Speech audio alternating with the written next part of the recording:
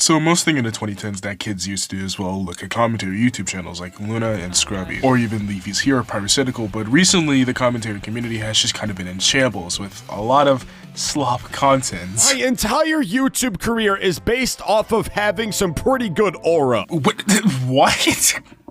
What? Commentary on YouTube has been a thing since around YouTube's inception around 2005. It's generally accepted fact that a lot of people like making fun of things or talking about things in a comedic way. Commentary on YouTube would continue to evolve into even documentaries, but that's not what happened in the 2016 era that I remember, with a lot of people making a lot of racial jokes, or even calling people the R slur, making fun of autistic people. Well, yes, this did happen, and one of the examples we have here that I'm gonna talk about right now is Luna. Luna is definitely generally one of my most favorite commentary channels because I've watched him for the longest besides Scrubby, and yeah, he's definitely talked about it way too many times. He's generally a guilty pleasure of mine, and I just basically just watch anything on YouTube like this. Really familiar sound, okay? Everyone knows this sound because pretty much everyone watches it.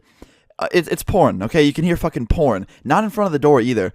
You could hear this porn blaring in the speaker from like 4 doors down. Luna's content wasn't really innovative at the time. Like, it was just kind of the same from everyone else besides idubbz, but here's the thing. There's this crazy thing where he basically did this series called the Stalker series. It was like, I think like 5 episodes maybe, and it's just like, it's just so weird. Like, I'm not saying he's lying, but it's just really fucking weird. And most of these videos were recorded like it's a fucking documentary film, like on the ID Discovery Channel or something like that, or a found footage from the back rooms. Like all these fucking beds. Wait a minute. What the fuck?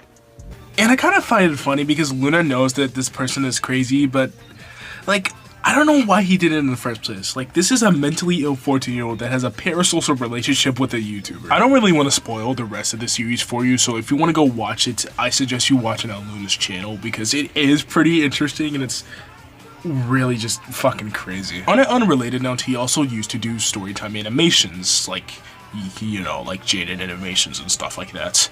But with commentary, people used to animate for him, and one in particular that I remember is the 2016 one where like the Naruto phone call. That shit was just so funny. We got the essential clean. Okay, we got the essential cleaning stuff. This is also on a unrelated note. I found out that James Bear animated for this guy, and it's really creepy finding out that a guy who did really bad stuff that animated for Luna. I don't feel comfortable. And for some reason, Luna didn't credit the people who made the animations for him and then put it on his channel. Like, the one thing that really irks an artist most is not being credited. It just fucking sucks. I mean, if you know the style pretty well, know the creator, that's cool and all, but as an artist myself, it kinda low-key sucks if stuff is uncredited. I would know. Don't take Molly in a forest. You know, there's only one thing a man can say. What's up, everybody? It's Austin here, or Luna. Luna's content is kind of just a nothing burger because it's just the same thing over and over again, and it's similar to Leafy's content. And oh yeah, if you don't know who Leafy is, think of Mother of Zeus. Okay, what the fuck? Can someone please tell me why this guy has a double chin on his back? Leafy was generally just a byproduct of the SJW 2016 phase of YouTube, where you can just basically get away by saying the R slur, by just saying anything, really. Leafy's content was not really that good. In fact, it was actually worse than Luna's, but here's the thing. A lot of people gravitated towards certain personalities in the 2010s, and just definitely Leafyishere's content was just a part of that demographic. And his main demographic was just basically 12-year-olds who thought it was funny to say the N-word and repeatedly because it was edgy, or people that never grew out of that SJW phase and is 20 years old. Leafy. Leafy would accumulate around 5 million subscribers before his deletion, and even was in relation with Keemstar, Drama Alert guy, you know, the guy that said the N-word. Oh, fucking righteous fucking. I don't want to talk about Leafy for too long, but this guy named Leafyishere, I think that's how you say his name, made a perfect video about the edgy state of YouTube back in 2016, and he even went in depth about talking about Leafy. So yeah, that's kind of the end of Leafy. He got his account banned in 2020 due to Pokemon and hate speech reasons. To be honest, it was definitely deserved. Leafy kept catering to his audience he built up over the years, and he's still kind of doing that now.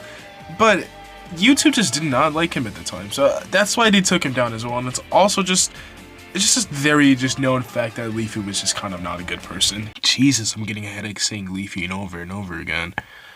What else?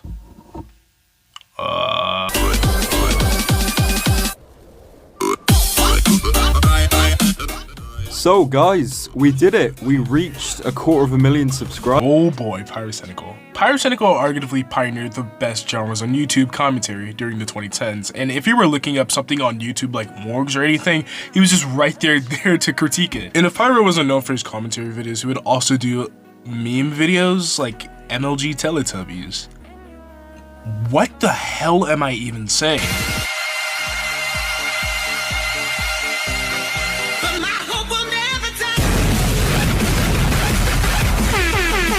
Do you see where we're going with this? You wanna make some of that YouTube money, kid? Pyrocynical would make multiple commentary videos throughout the years until, well, he decided just to make documentary videos, which was honestly a better move, and it's just a step in the right direction. Okay, so I kind of remember this vividly, like probably around the time this came out. So, you guys remember Tobuscus, right? Yeah, that dude like my sword guy, that meme that popped up everywhere around on TikTok. The guy that was accused for R-wording all of his girlfriends at the time, which is somewhat still unconfirmed. Yeah, that guy. And I remember in particular that Pyrocynical made a rant about Keemstar and Tobuscus, where he basically covered that Keemstar didn't put a disclaimer warning at the start of his video that these were allegations. And to be fair to Keemstar, he didn't really know a lot of people was gonna go attack Tobuscus, even though it was just allegations, and it's kind of people's fault they didn't look any further into it. But I gotta find it funny because Pyrocynical did a very insightful critique about how you could just literally just put a disclaimer saying that it's literally just allegations. And then Keemstar just said this about Pyrocynical after the drama. Pyrocynical is a fucking furry that goes to furry conventions that gets fucked in the ass by 40-year-old men in giraffe costume. But we ran into a slight problem with Pyrocynical that's kind of segues really abruptly, but it's just, I feel like I need to talk about this. So, in 2020, Pyrocynical was falsely accused of grooming a 15-year-old, and the evidence for it was pretty shit. The quote-unquote victim himself didn't even know what the word grooming even meant, and was just talking out of his ass from an interview from somebody who asked him. And look, I get it. Pyrocynical isn't the best content creator or the best person, but you can't really make false allegations about him because the convo seemed very sexual at the time, even though he didn't even know the minor's age. And if you want to call him a massive degenerate at the time, that's a fair assessment. He even says it in his own video, but it kind of just shows the undermine of how many people's mentality is when these situations come out. Even Turkey Tom had a stab at the allegations, which is shit, to say the least. And I know this is a controversial part in my video, but it just really just makes me upset at how people covered it, including Diesel Patches. I would just not get over that. And I feel like Pyrocynical's response perfectly captured everything, although some finer details were definitely supposed to be mentioned in the video. It's his perfect response. And it seems nowadays that Pyrocynical does a lot of other contents, like live streaming, which is kind of considered slop content for apparent reason, I guess. Although it does seem Pyrocynical is somewhat into inflation, furry stuff, and thick baddies, so somebody wants to go check that out. Way. He thinks he knows everything because he's like, oh, I'm gonna fix that fish.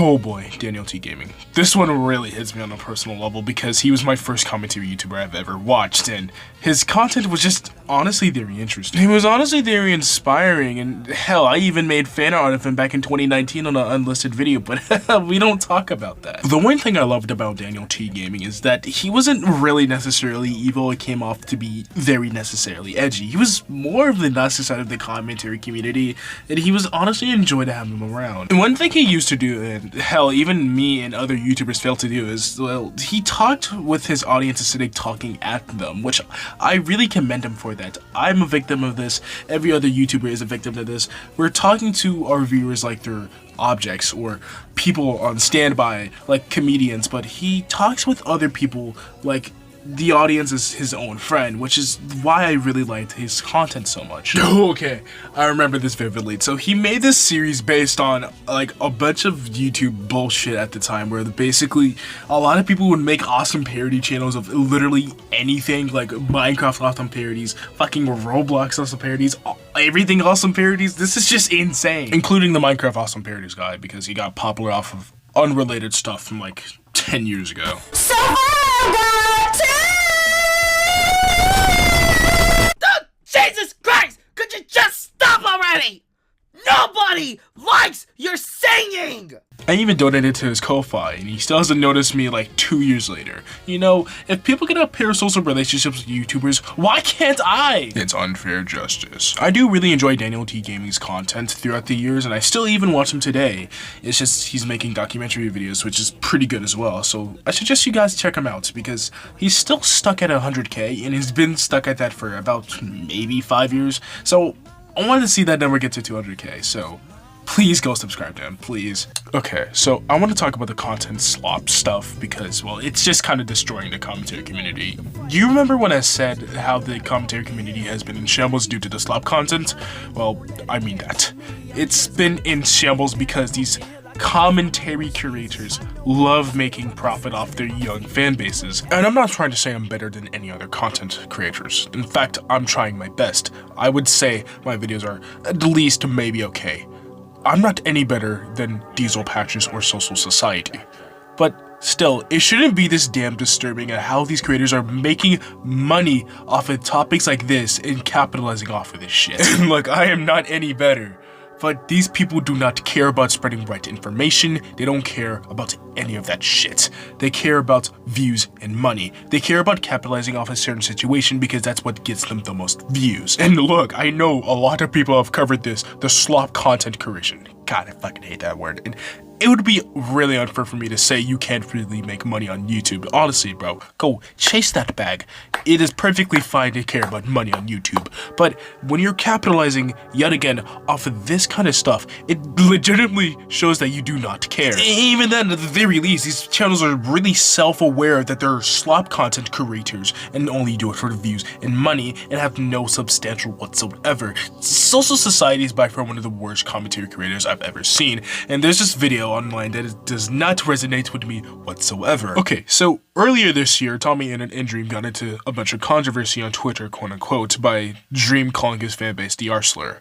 And, well, Sensitive Society doesn't make it any better while saying it constantly. It is actually kind of annoying. And yeah, I get it, the R-slur is funny. But nowadays, a lot of people are more insensitive on the internet than ever before. And that's fine. But he doesn't make it any better by constantly saying it over and over again, and it even made me mad because considering how I'm kind of also on the spectrum as well. And you want to know what Sensitive Society has to say about it? This situation is really not that important. This did not warrant a 5 to 6 minute video. I can't be the only one that's crazy. Like, how are you gonna criticize Tommy Innit for making a 5-minute video when you yourself almost made a 10-minute video monetizing off of it? It shows how just genuinely slow he is. And no, I don't mean that as an insult. In fact, I'm quite slow myself, but it kind of really just shows the fact that he really doesn't care about anything he talks about. The channel is only doing it for money yet again, and it just shows how he also doesn't do research, which by research I mean he doesn't do any of that besides looking at an occasional Twitter post about mundane Twitter drama. And I know it's silly, a commentary YouTuber talking about another commentary YouTuber about mundane Twitter drama, but the video just doesn't sit right with me, and the comments can even back me up with that too. A lot of people didn't like how this video was just constructed. Just, my god, I just hate this video. And this also could apply to any other slop content creator that is similar to Sensitive Society. But I feel like Sensitive Society was made in a lab. Alright, getting back on track, or whatever. What are we talking about? Fucking stickman? Hey, I just took a bite out of my chicken wrap and it literally tastes like someone busted a nut in that shit. Oh yeah, that was me. Chainsfr, or Chainsfr if you're a weirdo, is a Storytime animator, and the reason why I'm including him is because he never really felt like a Storytime animator to me. He felt more of a commentary YouTuber. But he also was kind of just made in a lab as well. His videos never struck me as real, and well, no shit, of course. His videos is all fake. We know this, he knows this, he knows that we know. Come on, like, you definitely did not meet a guy in Japan that was gay who robbed you. Are you serious? And Chainsfr also kind of pioneered one of the worst genres on YouTube. You know what I mean. Those 20-year-old people that talk about mundane stuff about stereotypes in high school we all used to do. It's so weird to me. Sournale already covered a video about this, which I suggest you'll go watch after this. Wow, it's like my second time mentioning another YouTuber on this video. There's a subsection in the community where you basically become a stickman and talk about the most mundane stuff that people peaked in high school, and I cannot talk about these people any longer. I'm so sorry. It's so weird talking about each one of these people when they got into controversies themselves. It's just so weird to me. And look, I know I can talk about Dumpy, I can talk about the Art CC, I can talk about Am I the Jerk or fake Reddit stories, but I feel like the video has gotten way too long for this. And it doesn't help the fact that everybody talks the same and has the same game plan and just talks about the same stuff, and it just really doesn't help anybody else's case that if you become a commentary YouTuber, you're doomed to be the same, which is unfortunately very true. And the Art CC isn't any better than the fucking slop content we see usually from commentary YouTubers. Like, cool, I don't care about the pumpkin gentleman. Can we please stop talking about the pumpkin gentleman, please? And it doesn't also help the fact that these content creators are kind of ruling the system here of just commentary contents, and it's a lot of people just generalize the fact that the commentary community is just slop content creators, which no, it's not true. There's loads of content creators out there that does commentary and it's rememberable.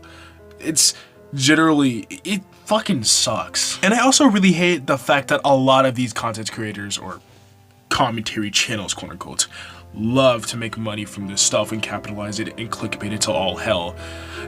Unless if it's Mr. Beast, and sure, whatever, do whatever you want. But I just hate the fact that this community has just been tainted throughout the years, and YouTube really needs to fix it. YouTube is all about broadcasting yourself. It's all about creation. But I feel like through time, that statement has just kind of just not been true. So, to round up this video, do not become a commentary YouTuber if you want to make slop content. And TLDR, commentary people are bad people. Keep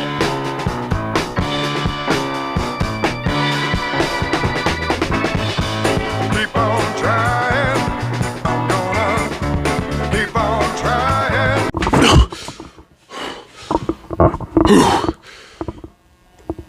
Sorry for that dramatic entrance. I hope you guys enjoyed the video. I just want to also thank Toaster Sloth for making this beautiful piece on my character, Marco-chan from Neon Neka Sugar Girls. As for other videos that are coming out, I'm actually going to try to release more videos in March, but you know, probably midterms in high school and shit like that is probably going to kick me in the ass. Yeah, I appreciate you guys watching the video, and yeah, tell me what you guys think, criticism, stuff like that. Leave it in the description.